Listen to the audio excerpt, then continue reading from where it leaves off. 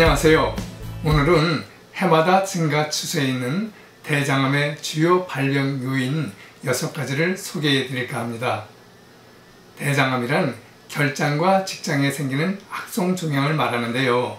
발생 위치에 따라 결장에 생기면 결장암, 직장에 생기면 직장암이라고 하며 이를 통칭하여 대장암 혹은 결장-직장암이라고 합니다.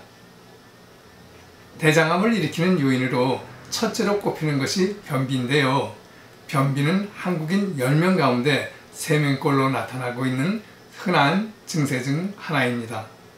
국민건강보험공단에 따르면 국내 변비 환우 수는 최근 5년 사이 약 13% 증가했는데 이 중 40대 이상에서는 30%나 늘어난 것으로 나타났습니다. 변비 자체가 암을 일으키지는 않으나 변비로 인해 음식물과 함께 입으로 들어온 각종 유해물과 위와 장에서 소화되지 못한 음식물 찌꺼기가 장에 쌓이게 되고 장 속에서 오래된 변이 부패하면서 나온 독성 물질과 노폐물들은 면역력 저하와 함께 용종을 비롯하여 대장암 등을 일으킵니다. 두 번째 요인으로는 육류 과다 섭취이죠. 육식이 대장암의 직접 원인이라고 단정하기는 어려우나 섬유질 섭취가 상대적으로 적고 고기를 많이 먹는 사람들은 소화 과정에서 생겨나는 독성물질 과다 생성과 생성된 독성물질들이 장관 내 머물러 있는 시간이 길어져 대장암에 잘 걸린다는 것이 일반적인 견해입니다. 그러므로 대장암을 예방하기 위해서는 식이섬유가 많이 함유된 야채와 과일을 다양하게 섭취하여 음식물 찌꺼기와 독소들이 위와 장관 내에 체류하는 시간이 짧아지면 자연히 대장 용종을 비롯한 암 발생률이 낮아집니다. 대장암을 일으키는 요인 세 번째로는 과음입니다. 과음 역시 대장암 발병의 중요한 원인인데요. 알코올이 대장암 발병 메커니즘은 아직 명확하게 밝혀진 바 없지만 음주 후 알코올의 분해 과정 중에 생성되는 아세트알데하이드는 방사선 물질과 같은 1급 발암물질로 이로 인한 독성 때문에 대장암 발병률이 증가하는 것으로 알려져 있습니다. 여기에 붉은 고기와 가공육, 그리고 인스턴트 식품 등을 안주로 섭취하면 대장암 발병률은 더욱 높아질 수밖에 없겠지요. 음주 후 수시로 얼굴이 붉어지는 것은 아세트알데하이드 독성에 오랜 시간 노출되기 때문으로 체내 알코올 대사가 원활하게 이루어지지 않는다는 것입니다. 따라서 대장암 예방을 위해서는 과음하는 생활습관에서 벗어나야 합니다.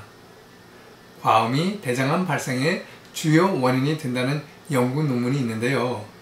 하와이로 이주한 일본인 8,000명을 대상으로 연구한 결과 매달 맥주를 42캔 이상 마신 사람들은 그렇지 않은 사람보다 대장암 위험도가 무려 3배나 높았다는 내용입니다.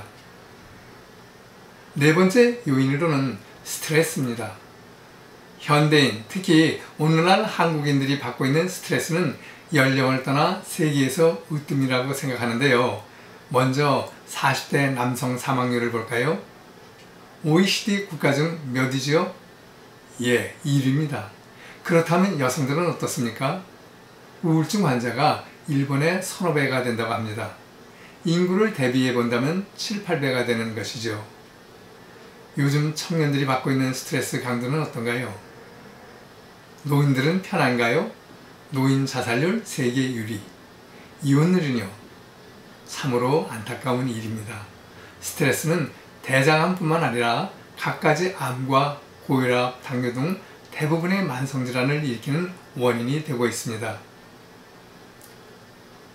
다섯 번째 요인은 비만입니다. 대장용종은 대장암의 전 단계로 과체중인 사람에게서 높게 나타나는데요.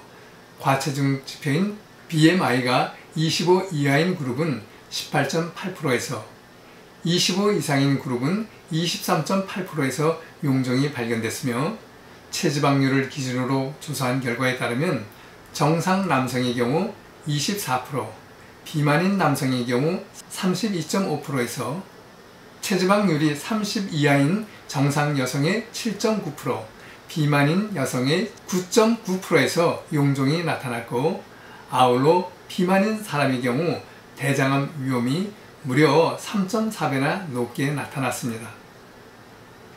여섯 번째 요인은 비타민 D 부족입니다. 비타민 D 부족은 구루병이나 골연화증, 골다공증, 골절 등을 초래한다는 것은 이미 알려진 사실이죠.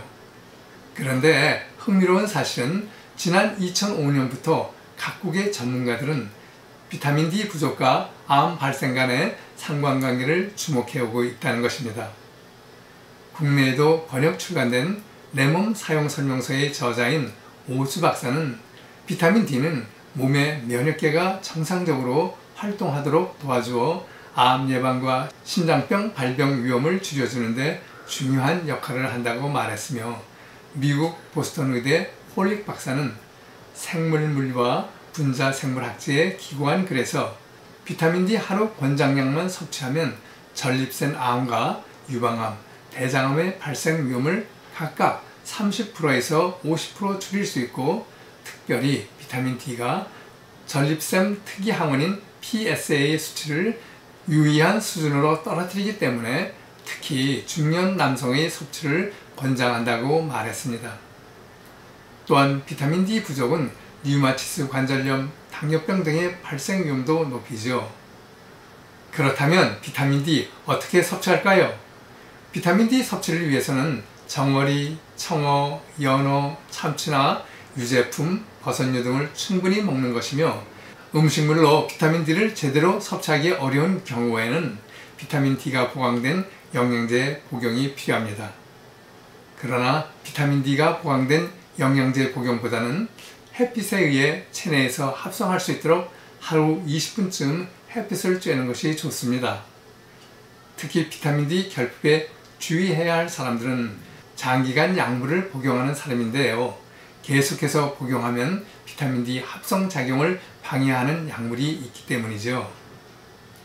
위궤양이나 역류성 식도염 환자에게 처방되는 시메티딘이나 얼마 전 발암성 문제로 판매가 중단된 잔탁과 같은 H2 차단제, 류마티스 관절염이나 아토피 등에 사용되는 스테로이드 제제들이 대표적인 약물입니다.